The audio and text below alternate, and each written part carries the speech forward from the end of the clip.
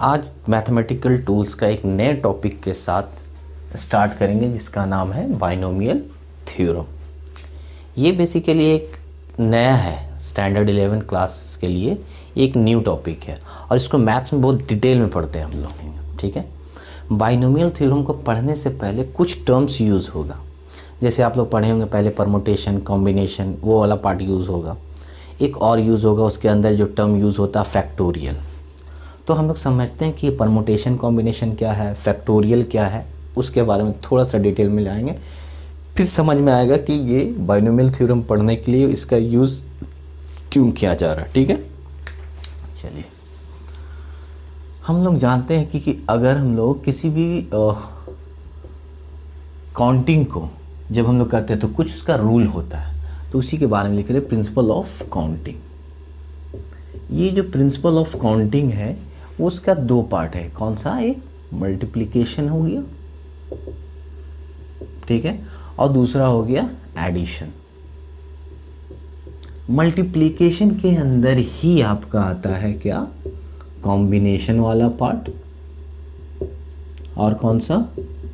Permutation वाला part. ये क्या है? किसी भी ऑब्जेक्ट को अरेंज करने का एक तरीका है। ऑब्जेक्ट को कैसे हम लोग अरेंज कर सकते हैं? अगर हमारे मान लीजिए हमारे पास 3 ऑब्जेक्ट है, ठीक है, और 2 बकेट है, उस 3 ऑब्जेक्ट को 2 बकेट में किस तरीके से अरेंज कर सकते हैं, उसी का नाम है कॉम्बिनेशन और परमुटेशन। ठीक है, थोड़ा और डीप में जाएंगे, परमुटेशन और कॉम्बिनेशन क्या होता है, हल्का डिफरेंसेस बताकर फिर आगे बढ़ेंगे हम लोग। तो इसका आइडिया बना। अब ये देखो, कॉम्बिनेशन का यूज़ करने वाले हैं बाइनोमियल में। कॉम्बिनेशन को जब हम लोग कैलकुलेशन इवेल्युएट करते हैं तो उसमें ज़रूरत पड़ता है एक टर्म का जिसका नाम है फैक्टोरियल। ठीक है, तो सबसे पहले फैक्टोरियल पढ़ेंगे। मतलब क्या हुआ कि आप अगर बाइनोमियल थ्योरम पढ़ रहे हैं, इसको आप पढ़ना चाह रहे हैं अच्छे से, तो थोड़ा नॉलेज आपको होना चाहिए किसका? कॉम्बिनेशन का। और जब कॉम्बिनेशन आपको पढ़ना है तो उस वक्त आपको नॉलेज होना चाहिए किसको? फैक्टोरियल का। अब समझ में आ रहा होगा कि बाइनोमियल थ्योरम को पढ़ने के लिए ये 2 टर्म का यूज़ करना ज़रूरी है। चलिए आगे देखते हैं। सबसे पहला टर्म पढ़ते हैं हम लोग फैक्टोरियल। ये फैक्टोरियल क्या चीज़ है? फैक्टोरियल बेसिकली क्या होता है, इसको समझना है प्रोडक्ट। ठीक है, मल्टीप्लिकेशन प्रोडक्ट है, प्रोडक्ट ऑफ ऑल इंटीजर्स। ठीक है, ये प्रोडक्ट है किसका? सभी इंटीजर्स का। ऑल इंटीजर इक्वल टू, और बोल सकते हैं ये डेफिनेशन है, और लेस देन n। सिंपल समझेंगे इसको, ये डेफिनेशन से बढ़िया है, इसको समझना क्या है, एक एग्जांपल देते हैं उससे समझ में आ जाएगा। ये प्रोडक्ट होता है, इतना नॉलेज होना चाहिए। जैसे एग्जांपल देते हैं फैक्टोरियल 3 का। ठीक है, ये फैक्टोरियल का साइन हुआ। इस फैक्टोरियल को ऐसे भी लिखा जाता है एक्सक्लेमेशन साइन से। ठीक है, जब वाव बोलते हैं ना वाव, तो उसको उसमें लगाया जाता है ये साइन, एक्सक्लेमेटरी साइन। उसी तरीके से फैक्टोरियल में वाव फैक्टोरियल 3, तो हम लोग 3 के लिए इसमें लिखते कैसे वो आपको समझना होगा। इसको प्रोडक्ट जो लिखते हैं वो डिक्रीजिंग ऑर्डर में जाकर कहाँ तक जाएंगे? 1 तक। इसका कहने का क्या मतलब है कि पहले आप 3 जिसका निकाल रहे हैं वो लिखे, फिर 2, फिर 1, कितना आ गया? 6। इसी तरीके से अगर हम 6 का लें तो क्या होगा? 6, 5, 4, 3, 2, 1। देखो जा रहे। इसी तरीके से अगर हम n का लें तो अब यहाँ समझना है, थोड़ा गौर करना है। हो क्या रहा पैटर्न देखो, 3 से 2 गया तो 1 1 क्या हो रहा? माइनस होता जा रहा। 6 से 5 गया, 1 माइनस हुआ। 5 से 4 गया, फिर 1 माइनस हुआ। उसी तरीके से पहला तो n लिखे, दूसरा इसमें फिर n माइनस 1 होगा, फिर कितना होगा? n माइनस 2 होगा, फिर कितना होगा? n माइनस 3 होगा। ये कब तक चलेगा? जब तक के 1 नहीं आ जाए। और 1 से पहले क्या होगा? 2 होगा, 3 होगा, आगे भी हो सकता है, बीच में बहुत सारा टर्म होगा। ठीक है, तो ये क्लियरिटी हुआ। अब देखो तो फैक्टोरियल n का n, n-1, n-2, n-3। ये समझ में आया? चलो अब आते हैं फैक्टोरियल में। एक पॉइंट बहुत इम्पॉर्टेंट है जो थोड़ा समझ में नहीं आता, जैसे फैक्टोरियल ज़ीरो। अगर बोला जाए कि फैक्टोरियल ज़ीरो क्या होता है, कोई बता सकता है फैक्टोरियल ज़ीरो? तो फैक्टोरियल ज़ीरो एक्चुअली क्या होता है, फैक्टोरियल ज़ीरो को 1 कहते हैं, और फैक्टोरियल 1 तो 1 है। तो इसका तो लॉजिक समझ में आता है कि सर इसको हम लोग 1 × 1 लिखें, सॉरी 1 लिखें। क्लियर?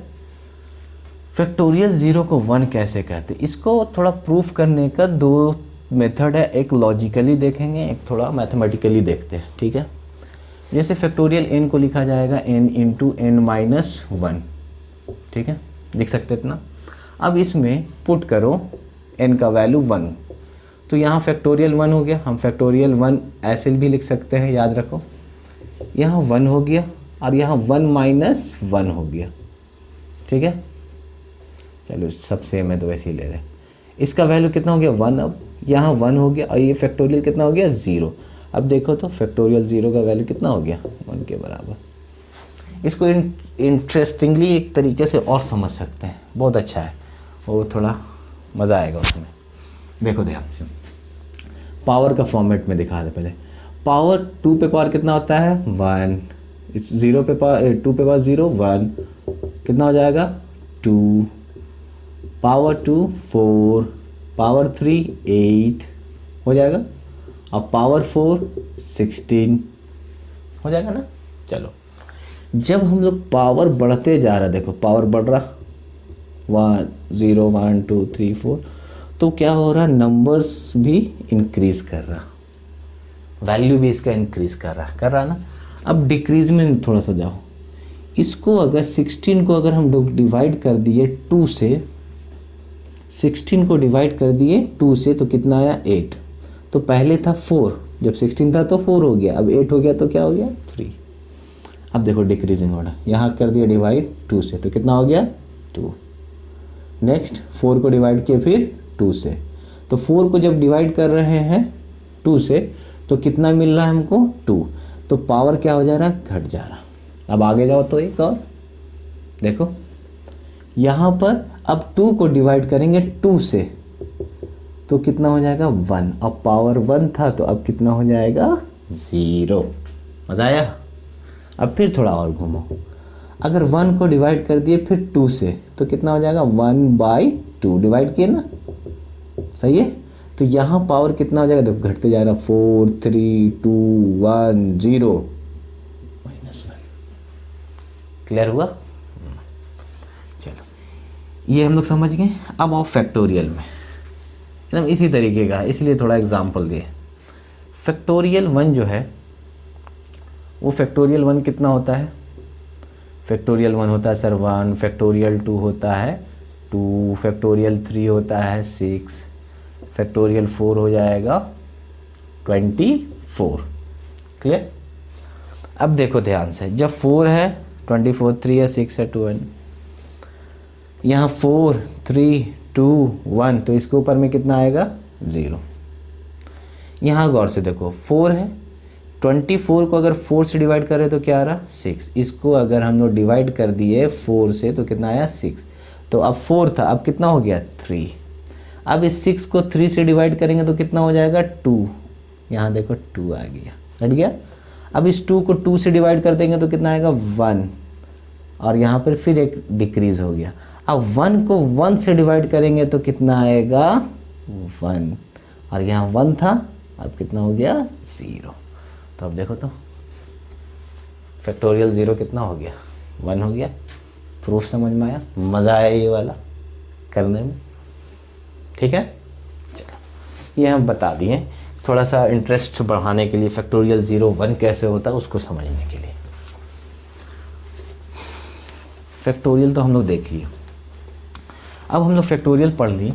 अब थोड़ा आते हैं हम लोग कॉम्बिनेशन पे, तो थोड़ा सा हम लोग दोनों में डिफाइन करेंगे, परमुटेशन एंड कॉम्बिनेशन। ठीक है, परमुटेशन कॉम्बिनेशन बेसिकली क्या होता है, ये तो number of ways of arrangement है, कितना तरीके से हम लोग वेज ऑफ अरेंजमेंट है, किसी भी ऑब्जेक्ट को हम लोग कितने तरीके से क्या कर सकते हैं सजा सकते हैं, है ना। Number of ways of arrangement of object according to order, मतलब इसमें थोड़ा ऑर्डर प्रिफर्ड होगा, इसको ऑर्डर को प्रिफर करेंगे, उसका वैल्यू देंगे किस ऑर्डर में। मान लिया आपके पास बुक है फिजिक्स का, केमिस्ट्री का, इकोनॉमिक्स का, हिस्ट्री का, उसको किस तरीके से अरेंज कर रहे हैं, ठीक है, ऑब्जेक्ट्स को, पहले कौन आया फिर उसके बाद कौन आया, ये ठीक। जबकि कॉम्बिनेशन क्या होता है ये बताता है, अरेंजमेंट ये भी बताता है, लेकिन अरेंजमेंट ऑफ इसको ध्यान देना है, ग्रुप्स को, ठीक है। ये ऑर्डर के हिसाब से अरेंज करता है, ये ग्रुप्स के हिसाब से। अब इसको एग्जांपल से और फिलाएगा इसके अंदर, ठीक है। जैसे सपोज हमारे पास कलर है, येलो, ग्रीन और ब्लू कलर है, ठीक है। इन तीन ऑब्जेक्ट को, ऑब्जेक्ट कितना हो गया, 1 2 3, तो n से डिनोट करते हैं नंबर ऑफ ऑब्जेक्ट को। इस नंबर ऑफ ऑब्जेक्ट को हम लोगों को क्या करना है, 2 पार्ट दिया हुआ, 2 बॉक्स दिया हुआ, इसमें कलर करना है। तो पहले वाले बॉक्स में कितना पॉसिबिलिटीज़ है, चाहे तो येलो कर सकते हैं, चाहे ग्रीन कर सकते हैं, चाहे ब्लू कर सकते हैं। तो ये नंबर ऑफ वेज कितना हो गया, 3 वेज। अब मान लो कि यहाँ पर येलो को पुट कर दिए, तो यहाँ पे मेरे पास ऑप्शन कितना बचा, सिर्फ 2 बचा, तो नंबर ऑफ वेज यहाँ पर कितना हो गया, 2 वेज। सही है, ठीक। तो अगर पूछा जाता है कि टोटल नंबर ऑफ वेज कितना हुआ, तो 3 × 2 कितना होगा, 6 वेज, और यही डिनोट कर रहा परमुटेशन को। क्लियर हुआ, बात समझ में आ रहा। ये हम लोग पढ़ रहे हैं क्या, परमुटेशन, परमुटेशन वाला फील आया। और एक गौर करो, अभी हम बताए थे कि प्रिंसिपल ऑफ काउंटिंग का 2 तरीका, मल्टीप्लिकेशन और एडिशन। तो मल्टीप्लिकेशन वाला पार्ट हुआ, देखो मल्टीप्लाई हो रहा है, एडिशन वाला भी पार्ट देख लो, मज़ा आएगा इसमें। देखो जैसे मान लो कि पहले हम येलो की, उसके बाद ग्रीन डालें, तो हो भी सकता है एक बार ग्रीन और एक बार येलो, एक बार येलो की एक बार ग्रीन डालें, एक बार ग्रीन ऊपर डालें, एक बार येलो ऊपर डालें, ठीक है। अब नेक्स्ट आओ, yellow green, green blue, blue green, दूसरा ब्लू येलो, येलो ब्लू, कितना हो सकता है। देखो तो कितने तरीके से अरेंज किया गया ऑर्डरली, 1 2 3 4 5 6, आगे 6 आया। लेकिन यहाँ पर जो हम लोग कर रहे हैं वो बेसिकली क्या कर रहे हैं, एडिशन। और यहाँ जो हो रहा था वो हो रहा था मल्टीप्लिकेशन। तो ये काउंटिंग का तरीका आया कि नहीं आया, आ गया ना रूल। अब बात करते हैं ग्रुप का, ये तो हो गया परमुटेशन। अब ग्रुप में कोई पूछता है कि total group, number of groups कितना अरेंज हो पाया, तो ग्रुप्स को ऑर्डर से नहीं लेना देना है। ग्रुप्स किसको बोलते हैं, ये देखो, येलो ग्रुप और ग्रीन, येलो और ग्रीन, तो येलो ग्रीन जैसे भी अरेंज हो आगे पीछे, ये पूरा एक ग्रुप कहलाएगा। ये येलो ग्रीन का ग्रुप हुआ, ये ग्रीन ब्लू, ब्लू ग्रीन ये ग्रुप हुआ, ये ग्रुप हुआ। टोटल ग्रुप कितना हुआ, नंबर ऑफ ग्रुप्स हो गया आपका 3। समझ में आया बात, नंबर ऑफ ग्रुप्स 3 हो गया, ठीक है। और नंबर ऑफ वेज कितना हो गया, 6 हो गया। क्लियर। तो यहाँ पर तो एक बेसिक एग्जांपल दिए, तो यहाँ चलो 3 कलर है, 10 कलर होता और 50 डब्बा होता, तब कैसे पुट करते हैं, तो प्रॉब्लम होता। तो उसके लिए सॉल्यूशन क्या निकाला गया, उसके लिए फार्मूला का अरेंजमेंट किया गया, ठीक है, कि हम लोग फार्मूला रहेगा तो हम लोग उसको आराम से कर सकते हैं। देखो ध्यान से, परमुटेशन के लिए फार्मूला क्या होता है, NPR, ठीक है। N हो गया जितना नंबर ऑफ ऑब्जेक्ट है, और R ये गया नंबर ऑफ वेज, कितने तरीके से उसको हम लोग पुट करेंगे, मतलब कितने हमारे पास प्लेस है, ऐसे समझो। जैसे एग्जांपल लेते हैं, अभी 3 था और नंबर ऑफ प्लेस कितना था, 2 था। तो इसका जो फार्मूला होता है वो देखो, पहले फार्मूला देख लो, समझ में आ जाएगा। Factorial n divided by factorial n minus r, दिख रहा है फैक्टोरियल का एंट्री हुआ, इसीलिए फैक्टोरियल पढ़ा है कि कॉम्बिनेशन और परमुटेशन को समझने के लिए फैक्टोरियल का जानना ज़रूरी है। अब बताओ 3p2 हो जाएगा तो कितना हो, फैक्टोरियल 3 माइनस 2, इसको क्या लिख सकते हैं, फैक्टोरियल 3 रहने दो, इसको फैक्टोरियल 1 हो जाएगा, तो ये कितना हो जाएगा 3 2 कितना हो गया 6, आंसर भी 6 था, देखो था। चलो अब आते हैं हम लोग कॉम्बिनेशन में। कॉम्बिनेशन में क्या होता है, fact NCR, N number of object, R जितना प्लेसेस है, और C फॉर कॉम्बिनेशन। इसका फार्मूला क्या होगा, NPR divided by factorial R। ये NPR को डिवाइड कर दिया गया किससे, फैक्टोरियल R से।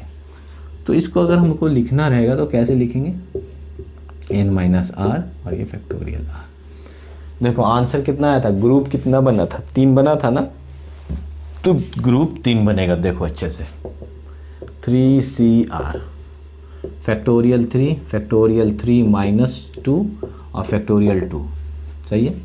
तो ये फैक्टोरियल 3 को 3 और फैक्टोरियल 2 लिखा जा सकता है, ये तो फैक्टोरियल 1 हो गया और ये फैक्टोरियल 2 हो गया, क्लियर। यहाँ कैंसिल हो गया, देखो तो कितना आ गया 3।